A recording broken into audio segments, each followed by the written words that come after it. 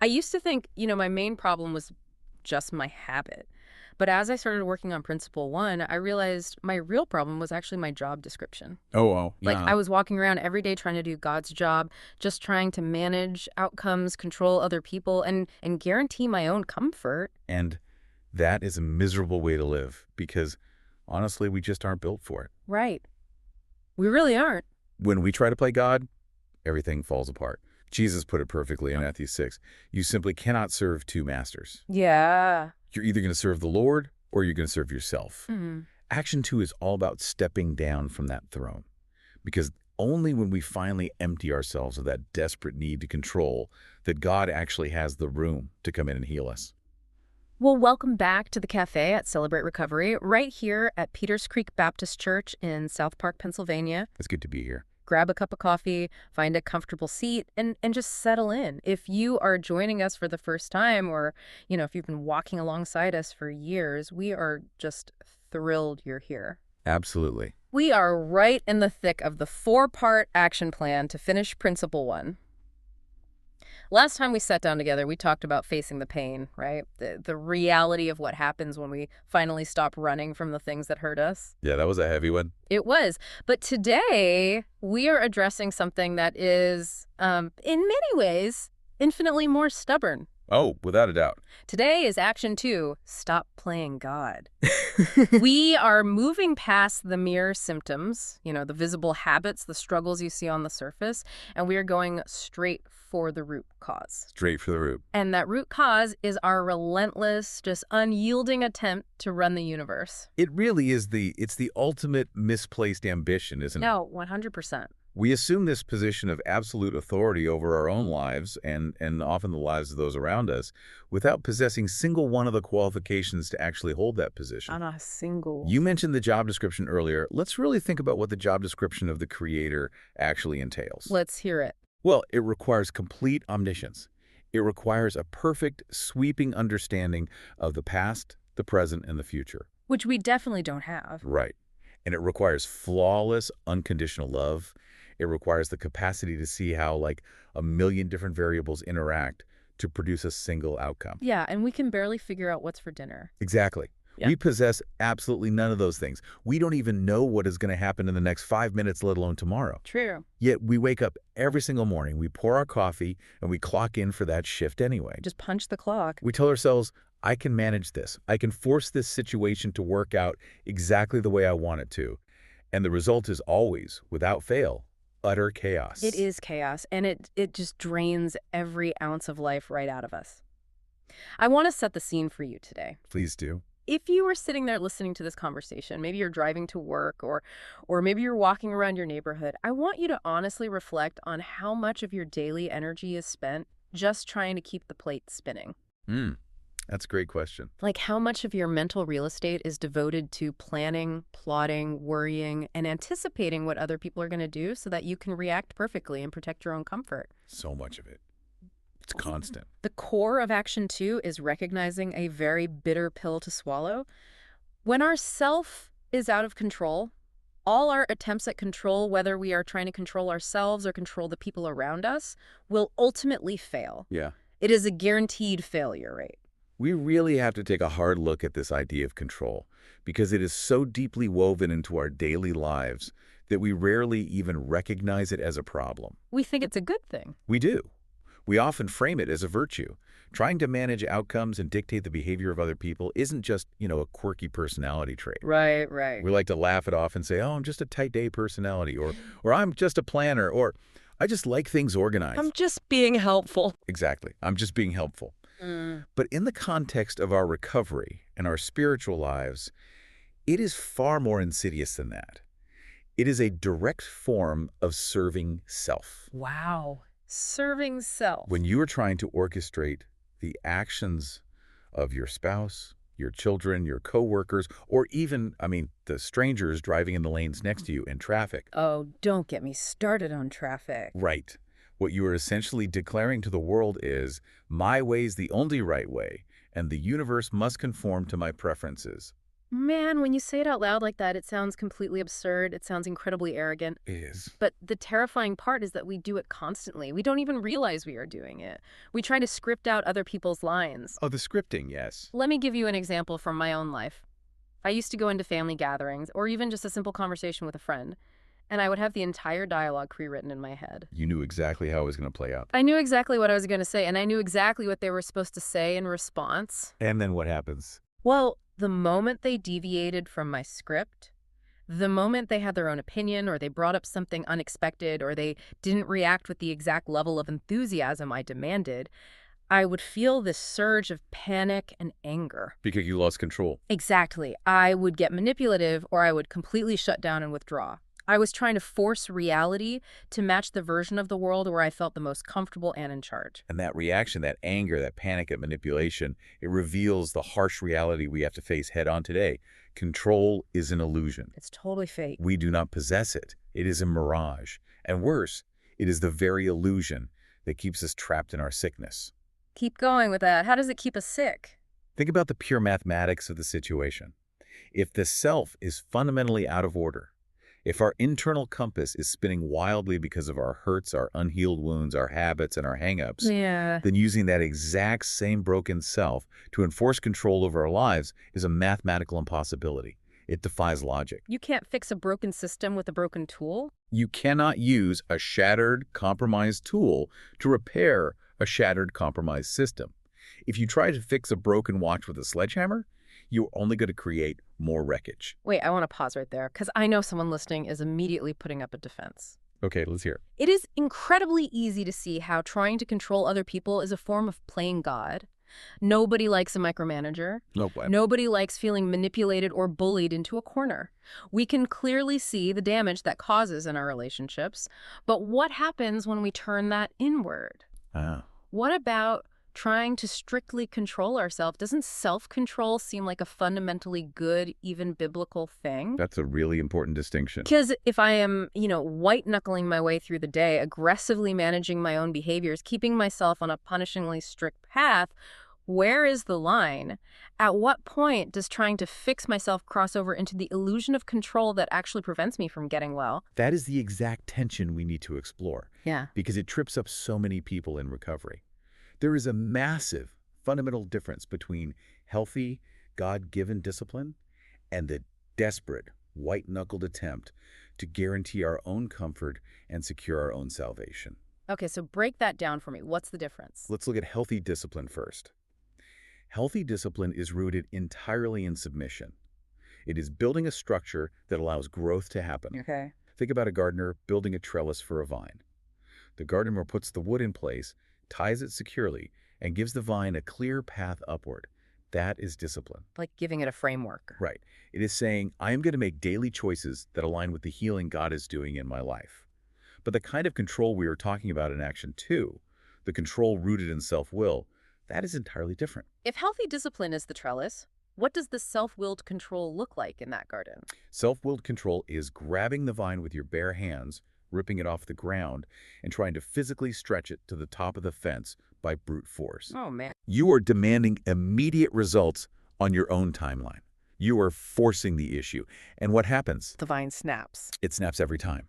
When self-will is the driving force, even our attempts to fix ourselves become a concrete barrier to genuine healing. Because we're the ones trying to do the healing. Exactly. We start treating our recovery like a theatrical performance we have to perfect. We think, if I just attend enough meetings, if I just memorize the right catchphrases, if I just suppress my negative emotions perfectly and never show anyone I am hurting, then I will be fixed. We're acting. We are still relying entirely on our own power. We are still sitting right there on the throne of our lives. We are just wearing a slightly more respectable crown. That is a harsh truth. We are trying to be our own personal savior. And that rigid, inflexible, unforgiving management of ourselves leaves absolutely zero room for the grace of the actual Savior. That image of stretching the vine until it snaps, that perfectly captures the feeling of white-knuckling through life. It is that feeling of just gripping the steering wheel so tightly that your knuckles turn white and your forearms ache. Yeah. That is the physical sensation of living in self-will. And it brings us right to the core truth we have to confront today. It is a profound truth from the Word of God, specifically Matthew chapter 6, verse 24. A foundational verse. Jesus lays this out with absolute, unavoidable clarity. He says, "No one can serve two masters. Either you will hate one and love the other, or you will be devoted to the one and despise the other. You cannot serve both God and money." Such a powerful statement. Now, in the context of our recovery journey today, we are framing money here as a proxy for anything we elevate above God, and most particularly the idol of self. The sheer impossibility of dual devotion is the absolute bedrock of action too. I want to draw attention to the specific word Jesus uses there. He does not say it is difficult to serve two masters. Right. He doesn't say it's just a bad idea. No. He does not say it is highly unadvisable or that it will cause you a lot of stress to serve two masters. He says no one can do it. It's impossible. It is an absolute impossibility. It defies the laws of spiritual physics. We are either going to serve God or we're going to serve ourselves. We cannot do both simultaneously. We have to choose. In the first century, when Jesus spoke these words, a master was not an employer. You didn't clock out at 5 and go live your own life. Oh, that's a good point. A master had absolute total ownership and demanded absolute total allegiance. You cannot give 100% of your allegiance to two different entities that want entirely different things. But man, do we ever try to negotiate a power-sharing agreement, don't we? All the time. We try to draw up a contract with the creator of the universe. We say, okay, God, I will let you be in charge of the big things. You take the weekends. Right. You can handle my eternal salvation. You can handle the massive, catastrophic crises that I obviously can't fix. But I want to retain the day-to-day management rights. I'll handle my calendar.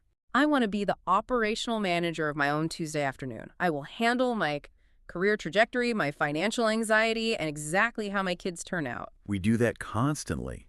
We want the benefits of a savior without the submission to a Lord. Yeah. But spiritual reality does not allow for a split ticket.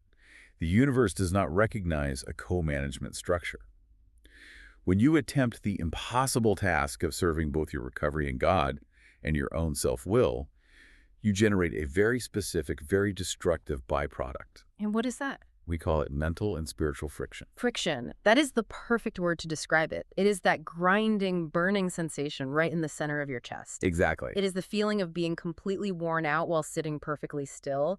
Let's break down what that friction actually looks like in real time. Think about driving a car. Yeah. Imagine you were driving down the highway and you have your right foot slammed down on the gas pedal. You want to move forward. You want progress. Okay, I'm with you. But at the exact same time, your left hand is violently pulling back on the emergency brake. Oh, that's terrible. What happens to the car? It doesn't just calmly stop. It shakes, it shudders, it screeches. Yeah. The brakes overheat, the engine whines, and eventually, if you keep doing it, you will completely burn out the transmission. It destroys the car. That is exactly what spiritual friction is. It is transmission failure of the soul.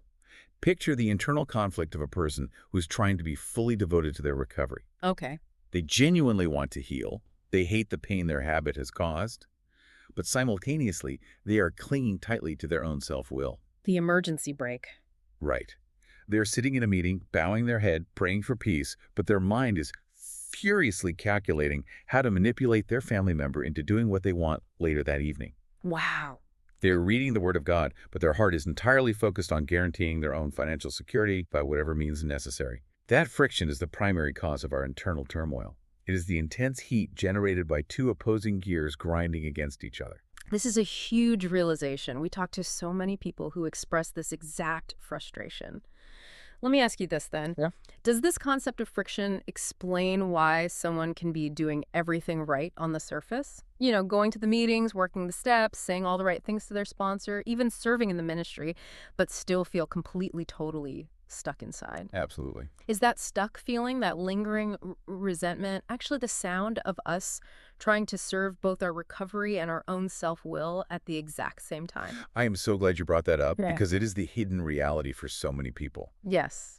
I would even go so far as to say that if you are faithfully executing all the outward, visible actions of recovery, but you feel a constant underlying sense of agitation. Like a simmering resentment? Exactly, a simmering resentment or a deep unshakable unease. That friction is the undeniable proof that you cannot be devoted to two opposing forces. Yeah. The friction is the alarm bell. It's warning you. Yielding to God fundamentally requires letting go of yourself. The outward actions of recovery, the perfect attendance records, the perfectly recited prayers, they mean very little if the internal throne of your heart is still stubbornly occupied by your own self-will. Yeah. The stuck feeling isn't a sign that recovery doesn't work. It is the friction of a divided heart. It is the smoke coming from the transmission. Which leads us to a necessary and, well, rather stark comparison. We have to look at the spiritual reality of who we are actually choosing to serve when we insist on playing God. Right. Let's look at the options. We have these two masters in front of us, and their leadership styles could not be more different. On one hand, Jesus Christ is a gentle master who brings true, lasting freedom. On the other hand, our own self-will is a cruel master that brings absolute, devastating bondage. It really is the great deception. Self-will operates like the world's most sophisticated marketing campaign. It really does. It sells you a dream. It promises us autonomy. It whispers in our ear, you know what is best for you. No one else has your back. If you just take control of this situation, you can protect yourself from ever being hurt again. Just manage it. If you manage your spouse's reactions, if you control your work environment perfectly, you will be safe. It promises a bulletproof, protective shield. It operates almost exactly like a mob boss running a protection racket in a neighborhood. Oh, I like that. Explain that. Like the mob boss comes to your door and says, "It's dangerous out there. Pay me your peace of mind, your ability to sleep, your trust in others, and I will make sure nobody ever touches you. I'll make sure you are never caught off guard. I'll make sure you never have to feel vulnerable again." That is a phenomenal way to look at it. Because what does that mob boss actually deliver? Trouble. He doesn't deliver freedom. He delivers strict, cruel bondage. You end up living in total terror of the very person who promised to protect you. You're a prisoner in your own home. When you decide you have to be the master of your own universe, you become enslaved to the impossible task of running it.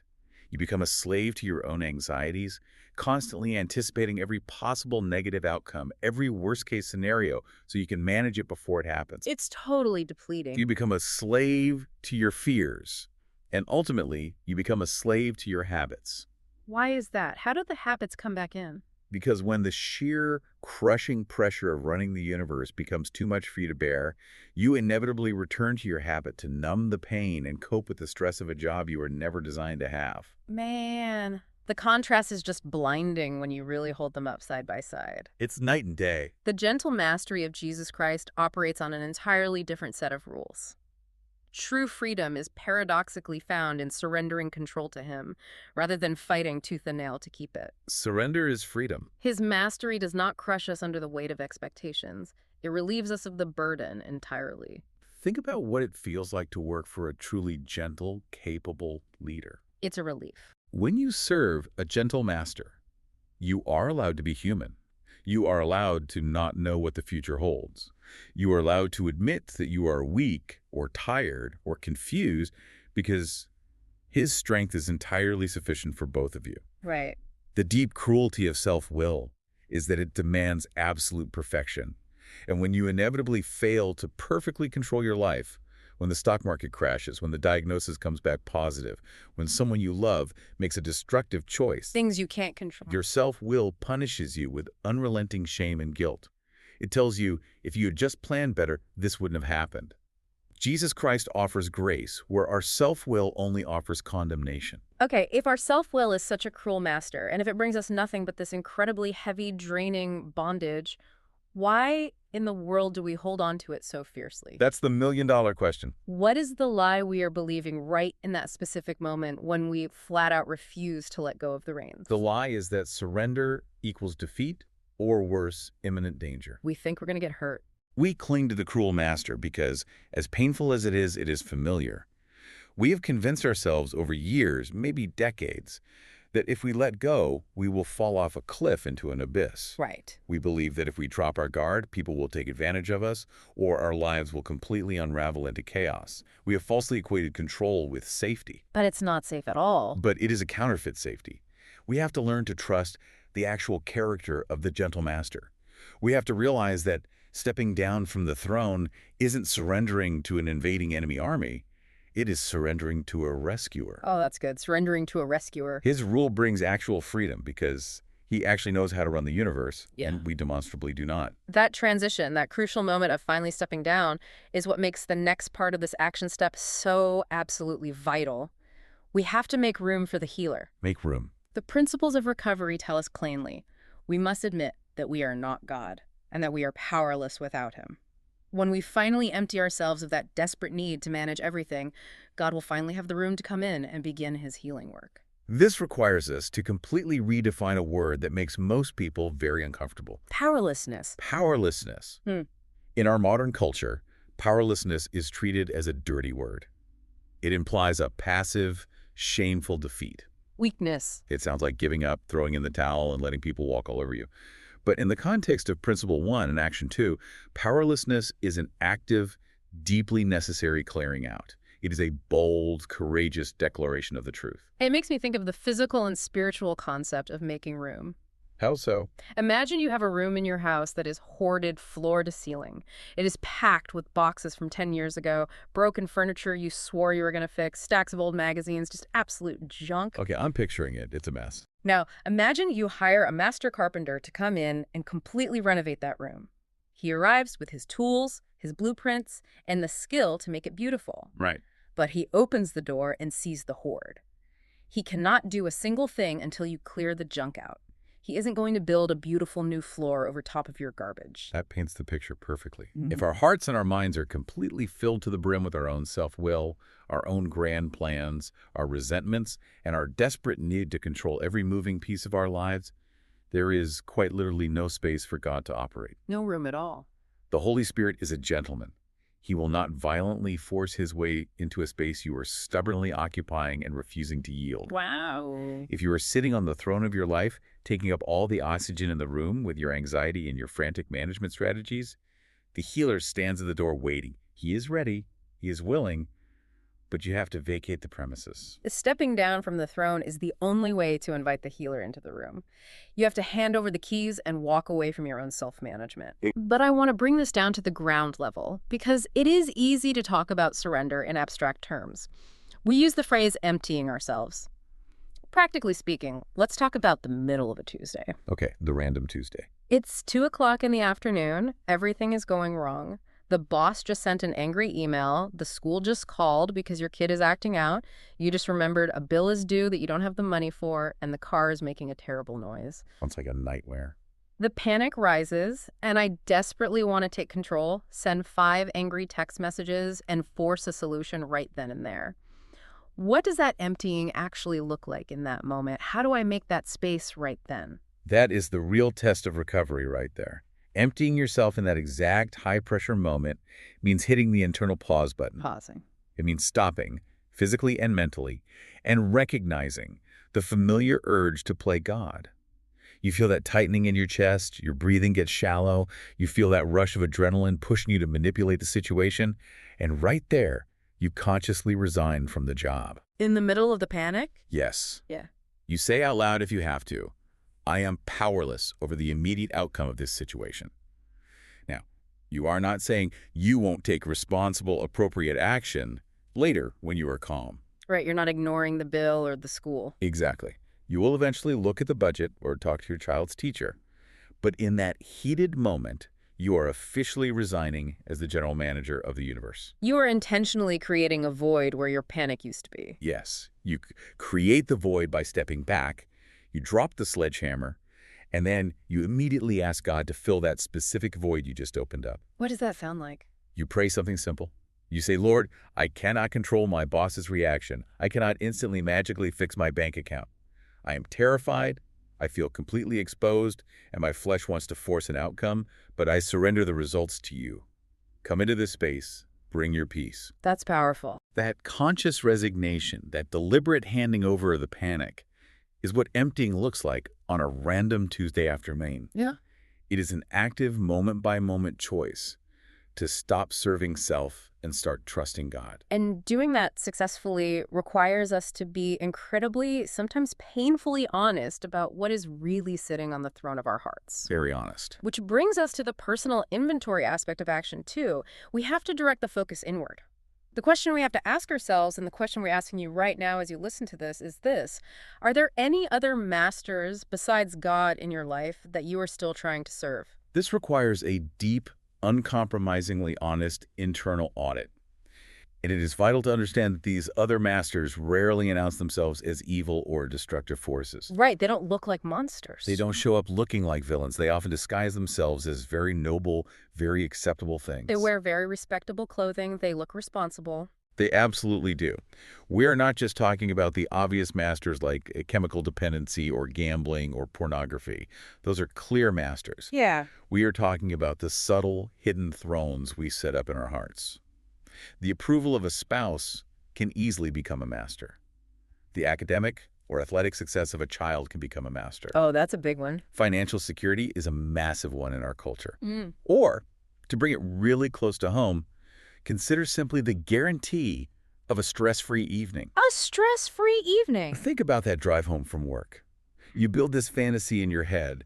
I am going to walk through the door at 5 p.m. The house will be clean. The kids will be quietly doing their homework. My spouse will be in a great mood. And I will have a perfectly quiet, stress-free evening. Sounds amazing. If your ultimate goal is that perfect comfort, that desire has quietly become your master. Oh, wow. And then reality hits. Yeah. You walk through the door, the dog has made a mess, the kids are screaming at each other, the kitchen is a disaster, and your spouse is stressed out. What happens? You lose it. You explode. You lash out. You yell. You slam doors. Why?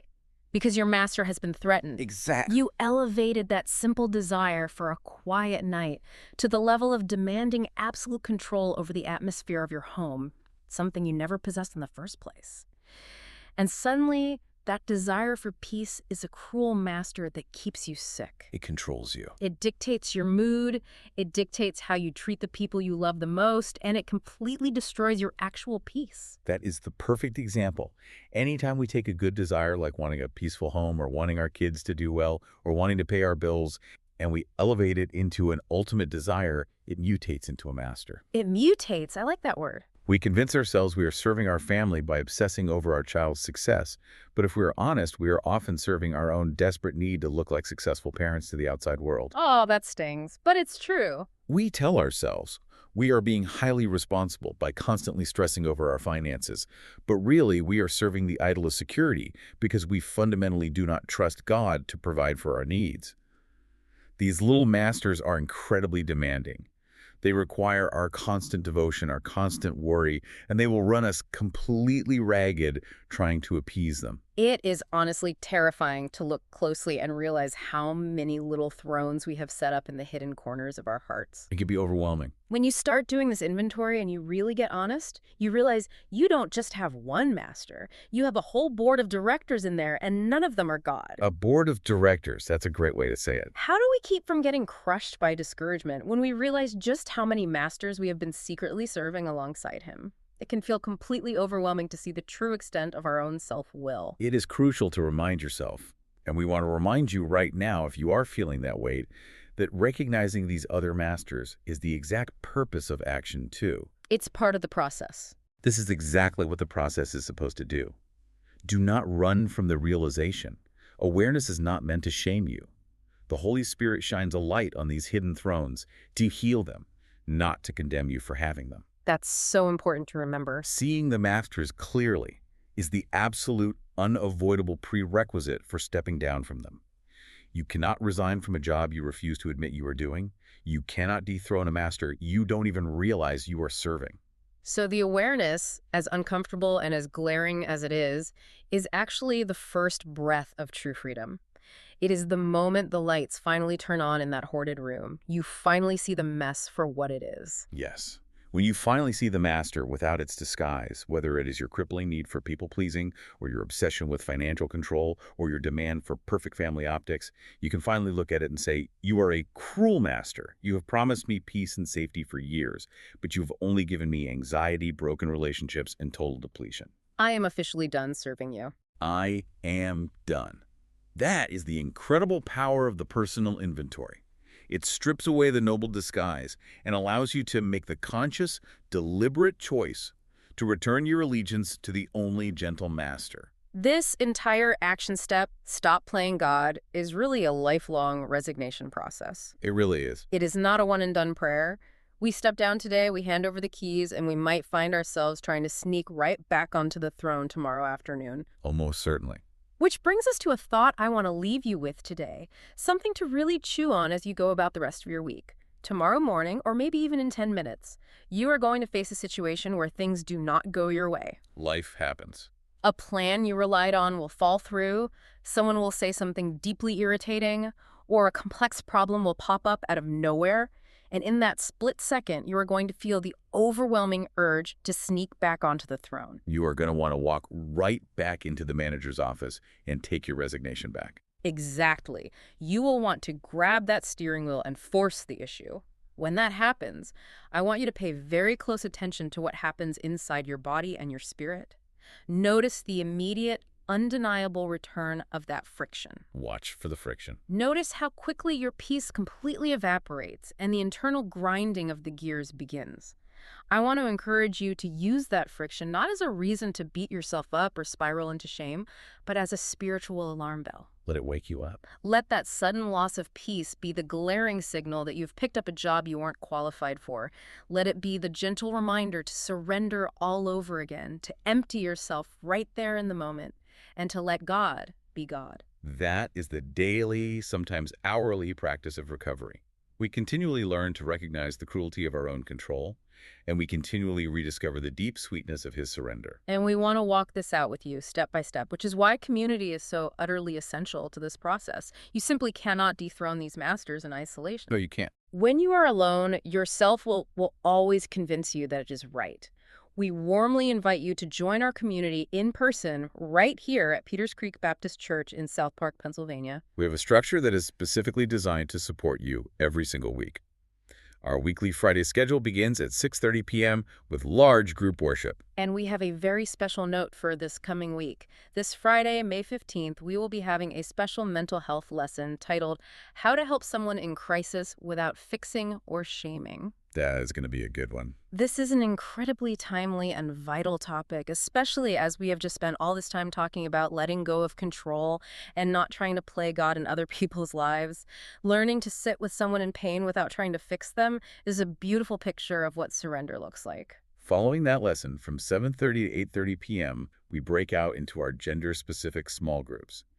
This is where the real, honest, face-to-face work happens. The heavy lifting. This is where you can talk openly about the friction you experienced this week, the moments you tried to take control back, and the specific masters you are struggling to dethrone. And from 8:30 to 9 p.m., we have our Crosstalk Cafe. It is the time for genuine fellowship, a time to connect over a cup of coffee, and a time to look around the room and realize you're not walking this difficult road alone. Also, if you were planning to join us on the final Friday of the month, we want to remind you about our community dinner. The next dinner will be held on Friday, May 29th, 2026. The dinner runs from 5:15 to 6 p.m. right before large group worship begins, and it is located in the social hall.